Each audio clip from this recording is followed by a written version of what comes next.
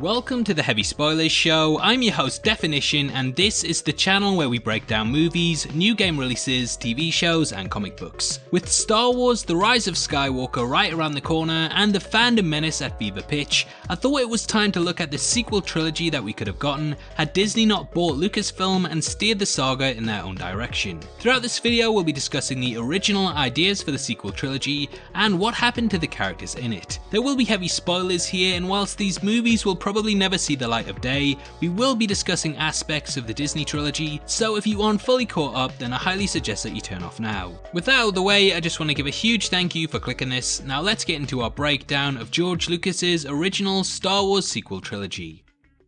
Okay, so let's cast our minds all the way back to 2012 and the 6th official Star Wars celebration.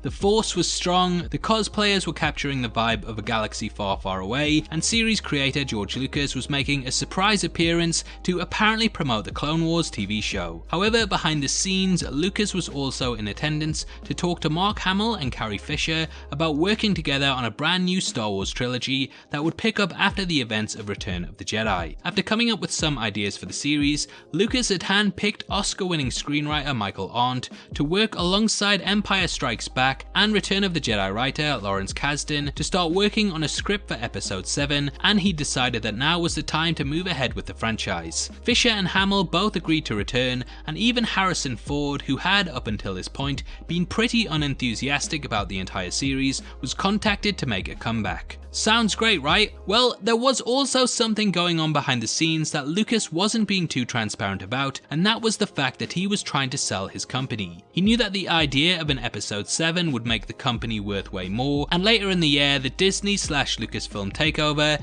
entered its final stages of acquisition. We all know how that turned out, but Lucas let a few of the Disney execs see treatments for the new trilogy, showing that he had fully fleshed out ideas that they could easily take and spin off into a new direction. When going back and looking at them, it's clear that Disney did pick up some of these ideas, and there's actually quite a lot that we know about the original plans, and they're a really interesting read. The trilogy was to centre around Sam and Qi'ra, two teenagers that were going to be the grandchildren of Anakin Skywalker. We have concept art of the two, and it's clear that they are the children of Han and Leia, with both bearing a strong resemblance to the couple, though this has never been officially stated.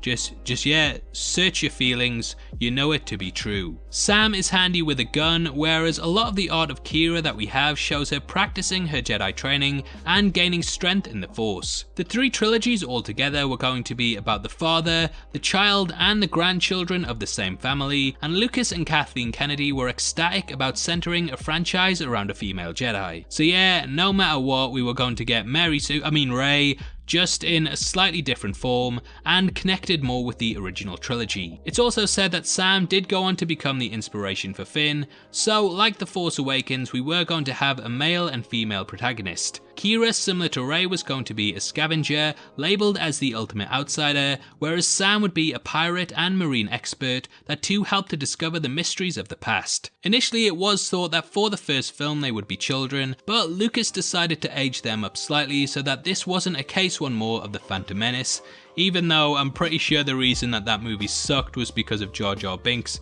and not a kid pod racing, but hey, that's just me. When writing the screenplay, Arndt said that he constantly ran into the problem of Luke Skywalker, and that when he showed up in the movie, no matter what, he took over the entire piece. This is exemplified in a statement that Arndt made when discussing the previous revisions of the older treatment. He said, "Early on I tried to write versions of the story where, in brackets, Rey is at home, her home is destroyed, and then she goes on the road and meets Luke. And then she goes and kicks the bad guy's ass. It just never worked, and I struggled with this. This was back in 2012, and it just felt like every time Luke came in and entered the movie, he just took over it. Suddenly you didn't care about your main character anymore because, oh F, Luke Skywalker's here. I want to see what he's going to do." This clearly carried over to The Force Awakens, as Luke is in it for basically a minute, and even then his presence bears a strong shadow over the entire film, with his location being one of the main MacGuffins. Similar to the episode 7 that we eventually got, the creative team decided that it was best to have Luke hiding out in a remote Jedi temple, and we have some George Lucas approved concept art of this that beautifully shows what the location would have looked like. In the book, The Art of the Last Jedi, Phil Stowstack reveals that Luke's appearance in the Disney trilogy drew heavily from the 2012 treatment, and from statements and interviews we know that this self-imposed exile was due to the betrayal of a former student. Colonel Kurtz in Apocalypse Now was listed as a big inspiration for the portrayal of Luke, and similar to The Last Jedi, his X-Wing was submerged underwater. The film was supposed to have two driving forces, as initially it would centre around the hunt for Darth Vader's remains, which would eventually lead the main characters to the location of Luke. This involved searching the underwater wreckage of the Death Star, which would uncover information on the sacred Jedi sites in the galaxy that would eventually lead them to the temple. The protagonists would venture to the Death Star underwater in the Millennium Falcon, and from here Kira would swim herself in order to find the location of the artifacts, and this journey is massively developed in the concept art,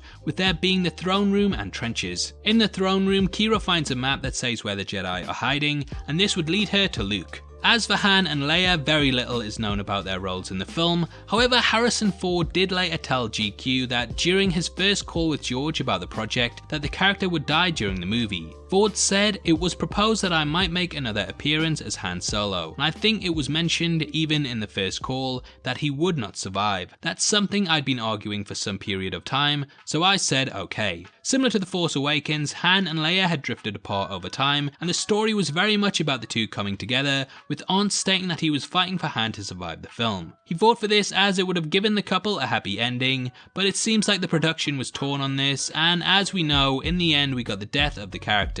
Now, the villain of the trilogy was originally going to be a character similar to Darth Talon from the Legacy comic series that was behind the seduction and turning of Luke's pupil. Lucas loved the character, and there was even going to be a hidden appearance of her in the cancelled Darth Maul game. The character was meant to right the wrongs of Maul and would basically be similar in nature, but with far more character development to the original villain. Ian McCraig, who worked on the concept art for the character, said the following when discussing them.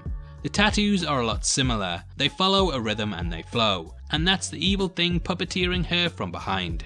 George Lucas later said, "It's like poetry, you know, they rhyme, Leanne rhymes." Yeah, he may not have said that. There are a number of storyboards in which the character appeared in, including the one where she seduced Luke's pupil, and also another where she's standing on the left hand side of a bar. At this point she actually appears exactly like Darth Talon, so there may have been thoughts of adopting that character fully into the role, though we don't have confirmation on this. She sort of operated in the underworld, and though she didn't have a master, she was strong in the dark side, using her beauty and sexuality as a weapon. R2-D2 and C-3PO were going to be split up for the films, and Lucas also wanted a focus on the microbiotic world of the universe with a strong focus on the wills, which I'm really glad we didn't get. Yeah. Oh, that was so bad. Now, the wills are basically the things that control the universe, and these bacteria-sized creatures feed off the Force. The movies were going to be heavily centered around midichlorians and what creates the Force. Honestly, I'm glad that this wasn't carried through, as I've always been of the thought that the Force shouldn't be explained, and we don't really need to know why it controls the universe, it just kinda is. Lucas wanted the films to be much more ethereal, and for the main characters to be basically just vehicles that the wills travel around in. They will the universe, get it? Because it's really clever, and Lucas said that he saw it as the characters were just cars and the wills were the drivers, with the midichlorians being what connects the two. Lucas said that he laid the groundwork for this in the Phantom Menace, and that he regrets not being able to build on it any further. He does admit that he knows that fans would have hated it, but that at least he would have gotten to tell a complete story that was initially set up in episode 1. According to Mark Hamill, Leia was going to be trained by Luke before the Jedi Master was finally killed in episode 9. Luke was the last Jedi, and he had decided to reform the group, and during this he had made his own academy full of Padawans. Luke was going to be killed by a pupil known as the Jedi Killer that turned on him, and the finale would involve the villain working with the Dark Talon character before both were taken down by Kira and Leia. Now, this point is all still very underdeveloped, but it is reportedly where the trilogy was going to be heading. There are also rumours that Kathleen Kennedy did want to bring Emperor Palpatine back in the original plans, and as we know from The Rise of Skywalker, the character will be back for the final film. Overall, it's very interesting hearing what we could have got, but honestly, it doesn't sound all that different from the final things that we got to see play out. I think that Disney sort of handpicked their favourite elements from this treatment and then moved it over to their trilogy, taking it in the direction that they wanted. Whilst there are a lot of criticisms around the new trilogy, most notably The Last Jedi, I do think that what we ended up getting was better than what we would have got with Lucas.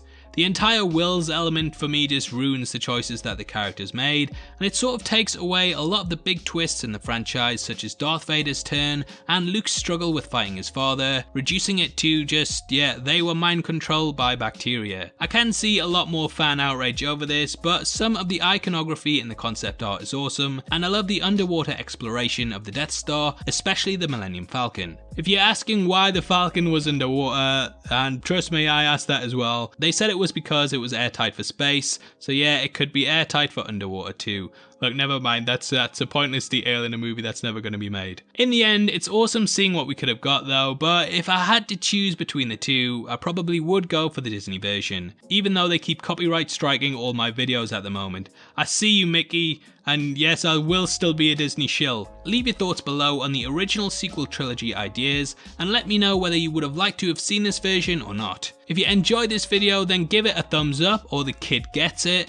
And I just want to give a huge thank you to everyone who voted yesterday to get this video made. If you want to watch more Star Wars stuff, then make sure you check out our full breakdown of The Mandalorian Episode 3 at the end. And if you want to come chat to me after the video, then make sure you follow me on Twitter at DefinitionYT, or head over to my Discord server, which will be linked in the description below. We drop videos on there early, so if you want to see stuff before anyone else, then that's the best place to be. It's free to join and we have an awesome community, so hopefully I see you over there very soon. We're also giving away a free copy of the Marvel Phase 3 Part 2 box set on Blu-ray, which contains Black Panther, Infinity War, Endgame, Captain Marvel and more, and all you have to do to be in with a chance of winning is like the video, make sure you subscribe to the channel, and leave your thoughts on the original sequel trilogy in the comment section below. The winner is going to be chosen on the 15th of December and the set will be shipped out from then to whoever gets the prize, so best of luck to everyone who takes part.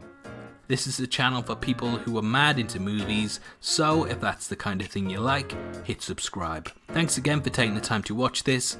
I've been Definition, you've been the best, and I'll see you next time. Take care, peace.